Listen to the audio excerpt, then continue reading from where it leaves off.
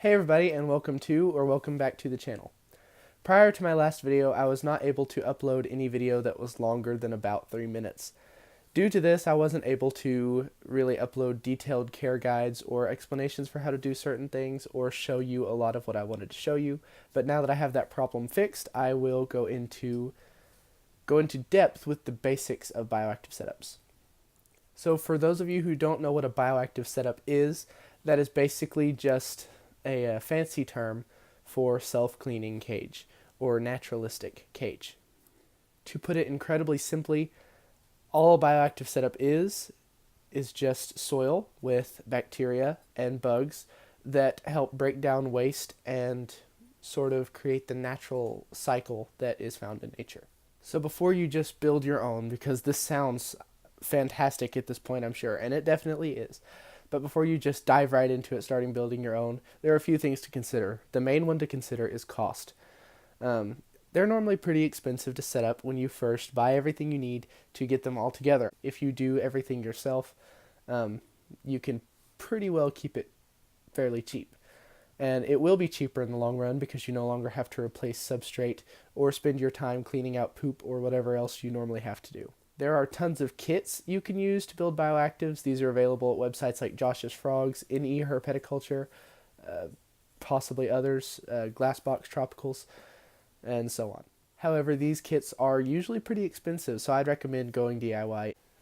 So at this point in the video, I'm going to stop making you look at my face, and I'm going to show you some of the cages that I've built and actually illustrate the different layers of bioactive setups and how they work generally.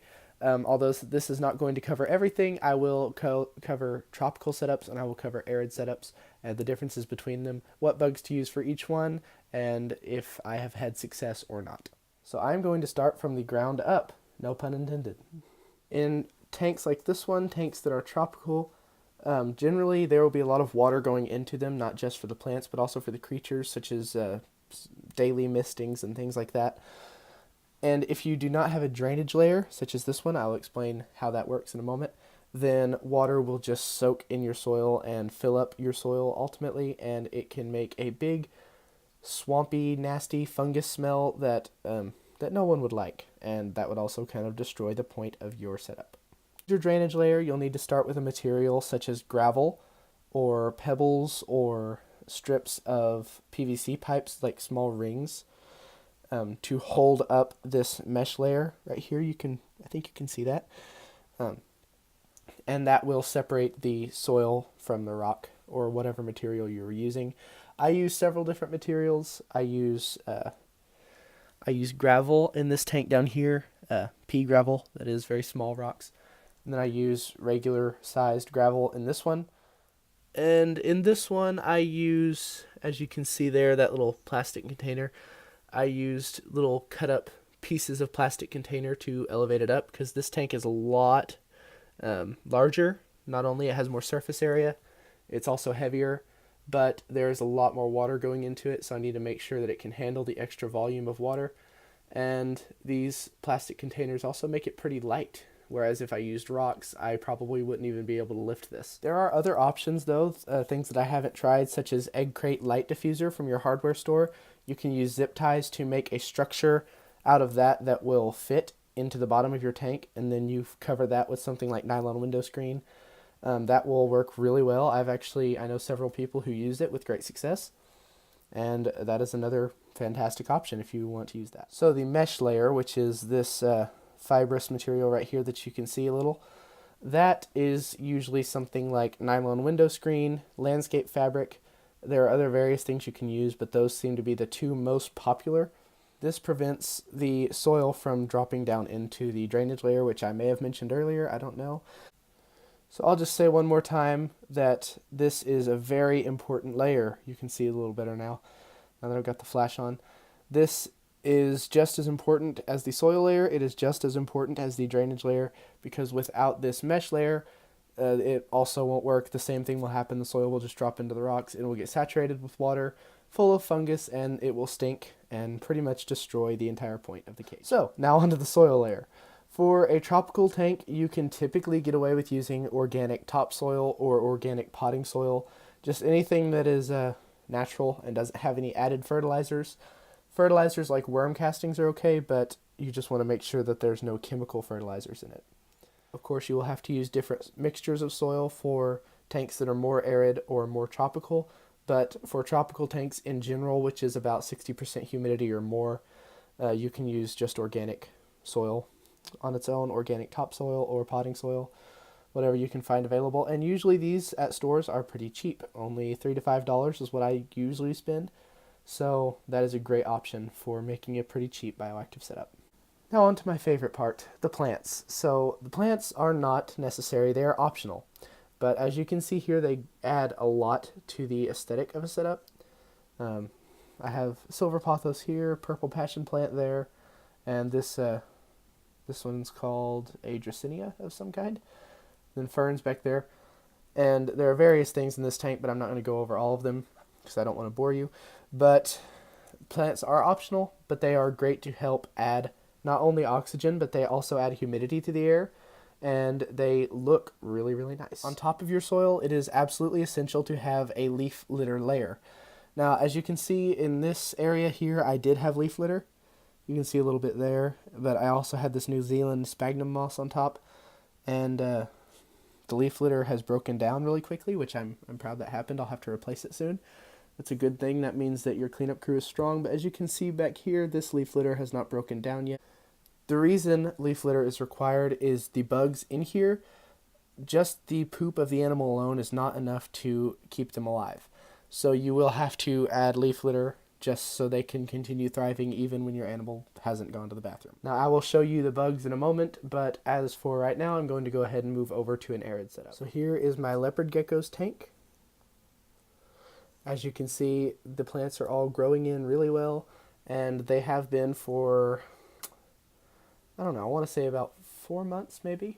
I'm possibly wrong. Don't judge me. Now, arid setups are a different story when it comes to how they are set up. As you can see here, there is no drainage layer. They do not require a drainage layer. However, a lot of people recommend putting a drainage layer in if you have plants. I didn't know this when I set up this setup, but without a drainage layer, it has been doing fine so far, and it's been about 4 months. So you can get away with it, apparently, if you don't have a drainage layer in your arid setup. Here's my other arid setup. Also does not have a drainage layer, but if you remember from previous videos, this is that bearded dragon right there. That's his home. He does not allow plants to live in there with him because he eats them, because, well, they are omnivores. That's what they do. This is also the same mix, 60% soil with 40% play sand. However, this mix is not as important for bearded dragons because their temperatures are pretty high, so it dries out a lot faster anyway. So now we are on to the bugs. These typically consist of springtails and isopods, earthworms as well for tropical setups. But for tropical setups in general or arid, these isopods right here, these are called powder blues. Let me go ahead and see if I can get them focused in for the camera.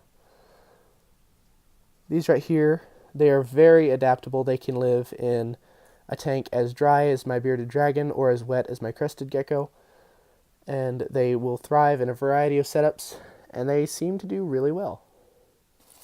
These isopods right here are what are typically known as roly-polies or pill bugs generally, but the scientific name is Armadillidium vulgare. Basically, these can handle tropical and arid, but they do a lot better in arid. And that tiny white speck right there, well, those specks crawling around, those are called springtails. They are so tiny, pretty much all they can eat is things like mold, fungus, and other materials that need broken down. And they are also just as essential in any vivarium as isopods are. This is kind of the base camp or culture I have for them. I keep the majority of them in here, but I also knock them off of these rocks into different setups as needed whenever I need them in other containers. And let me just hold my finger out there for size. So that is how tiny these little bugs are. As you can see, that little speck compared to my finger, it is just minuscule. And I have been practicing filming tiny things for a while, so let me know in the comments if I do a good job filming these tiny little things. Here are quite a few more of them as well.